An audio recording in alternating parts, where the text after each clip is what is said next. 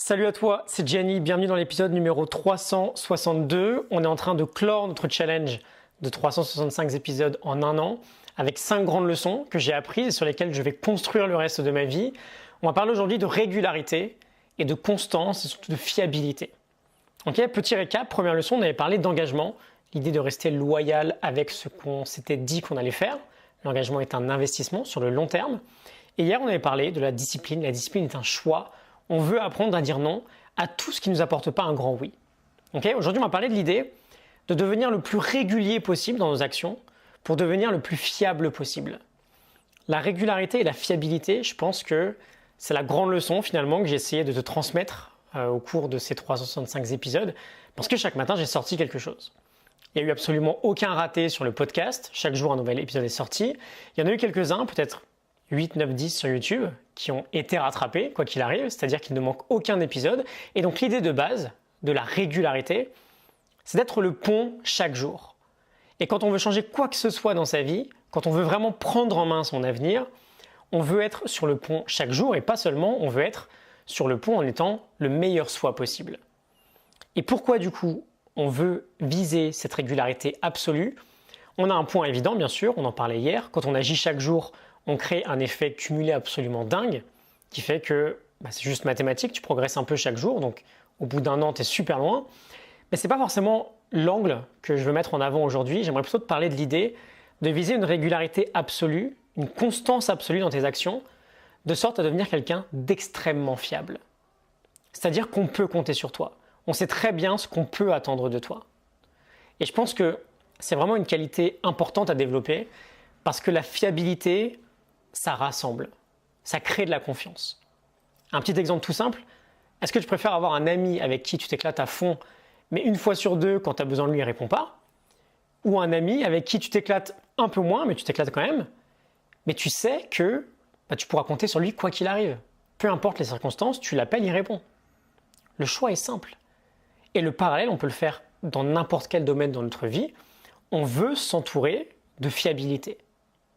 Et cette fiabilité vient de la constance dans nos actions. Elle vient de la régularité parce qu'on sait précisément ce qu'on va obtenir de l'autre chaque jour.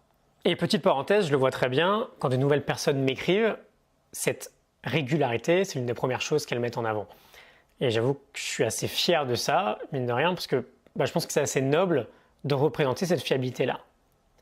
Et j'aime beaucoup aussi cette idée, qui est assez simple, et je pense que tu seras facilement d'accord avec moi, cette idée qu'on a beau ne pas être le plus talentueux, le plus beau, le plus fort, le plus grand, le plus intelligent, peu importe.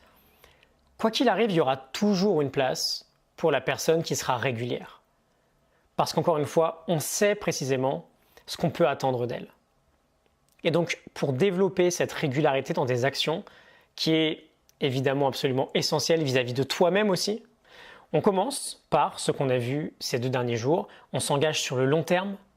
Donc on sait qu'on investit, on ne s'attend pas à un résultat immédiat, ça nous permet de continuer, de ne pas être déçu, ça ne fonctionne pas très bien au début, et du coup on n'abandonne pas.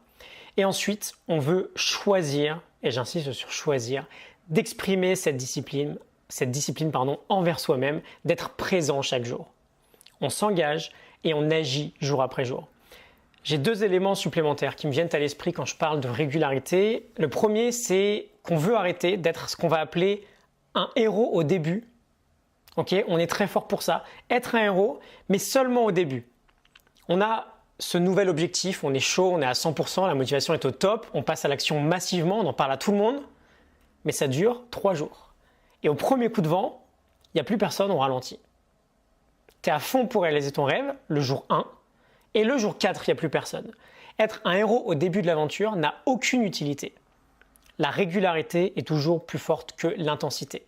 Et le deuxième point, c'est l'idée de l'équanimité, d'apprendre à réduire l'intensité des variations dans notre comportement ou dans notre humeur. On ne veut pas avoir une oscillation trop forte entre nos sentiments positifs et nos sentiments négatifs. On veut au contraire avoir une approche assez stoïcienne finalement, ne pas nécessairement s'extasier de joie quand quelque chose de bon arrive. On peut le célébrer bien sûr, mais ne pas partir dans un extrême positif et ne pas, à l'inverse, tomber en dépression totale dès qu'on a un obstacle trop important. On veut réduire l'intensité de la variation de ce qu'on ressent. Okay, une bonne nouvelle, ok c'est cool, c'est bien, mais on continue d'avancer. Une mauvaise nouvelle, ok, c'est pas grave, on avance quand même. On va éviter d'aller dans les extrêmes si on veut maintenir une régularité importante. Ok, donc voilà, troisième leçon, être extrêmement régulier dans nos actes pour devenir fiable. On veut que ce soit bien sûr envers nous-mêmes ou pour les autres si on cherche à créer de la valeur pour les autres. On veut savoir qu'on sera sur le pont chaque jour, qu'on tentera d'exprimer le meilleur de nous chaque jour. Et bien sûr, ça va être difficile. Il y a des jours où on n'aura pas envie. Mais on se souvient de la leçon numéro 1, on s'est engagé. Donc on investit sur le long terme. Et d'ailleurs, leçon numéro 2, on choisit de faire preuve de discipline. C'est un choix de notre part. C'est un choix de notre part. Ok, j'espère que ça te parle, que ça t'inspire. Je te retrouve demain pour la 4e partie. Je te mets en description les liens vers les épisodes précédents si tu les as manqués. Je te mets aussi un lien vers mon catalogue de formation. Pour fêter la fin du challenge, j'ai fait une grosse promo sur toutes mes formations, sur tous les coachings que j'ai créés depuis le début du challenge. C'est peut-être le moment pour toi de t'offrir ta première formation, si jamais ce n'est pas encore fait. Vous avez été très nombreux à en profiter jusqu'à maintenant, ce sera bientôt fini. Donc si jamais tu es intéressé, le lien est en description. Excellente journée à toi, à demain, salut.